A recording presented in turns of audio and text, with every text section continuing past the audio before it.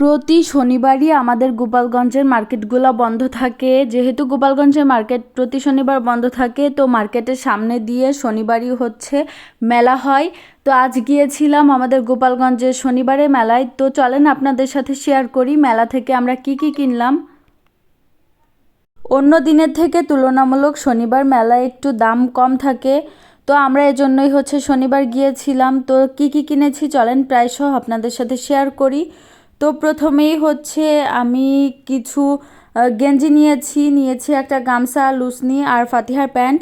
তো লুসনি হচ্ছে 4 পিস নিয়েছিল 50 টাকা, আর এই গেঞ্জিগুলা পার পিস নিয়েছিল 220 টাকা করে, আর গামছাটা নিয়েছে মাত্র 100 টাকা। তো এই লুসনিগুলাই মূলত আমি কিনেছি 50 টাকা দিয়ে, আর এই কাজলটা নিয়েছে 10 টাকা। তো ফাতিহা বুড়ি আমার পাশে যেহেতু বসে আছে, ও কথা বলছে, প্লিজ সবাই ইগনোর করবেন। তারপরে হচ্ছে এই সুন্দর কানটুপিটা নিয়েছি, যেটা নিয়েছি অনলি 220 টাকা দিয়ে। তারপরে এই গামছাটা নিয়েছিলাম, এই গামছাটার কথাই বলেছি, এটা নিয়েছি মাত্র 100 টাকা দিয়ে। এগুলোই ছিল আমার টুকিটাকি শপিং। আর আরও অনেক কিছু কেনার ইচ্ছা ছিল, তবে আমি যে বাজেট নিয়ে গিয়েছিলাম সে টাকা শেষ হয়ে গিয়েছিল, যার জন্য আর কেনা হয়নি।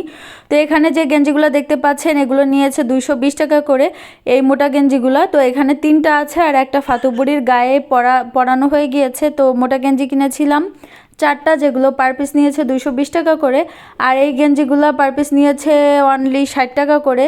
আমার কাছে অনেক বেশি ভালো লেগেছে, হালকা শীতে এগুলো পরানো যাবে। তো আরও ছিল, আমরা এই কয়েকটাই নিয়েছি। তো ওখানে অনেক ধরনের জিনিসই পাওয়া যায়, আমি একটা ডিটেলস ভিডিও শেয়ার করবো ইনশাল্লাহ আপনাদের সাথে। তারপরে ফাতিহা বুড়ির জন্য এই 3টা প্যান্ট নিয়েছিলাম, যেগুলো প্রতি পিস নিয়েছিল মাত্র 150 টাকা করে। তো আপনাদের কাছে কেমন লাগলো অবশ্যই কমেন্টে জানাতে ভুলবেন না। মেলার ডিটেলস একটা ভিডিও অন্য সময় আপনাদের সাথে শেয়ার করব।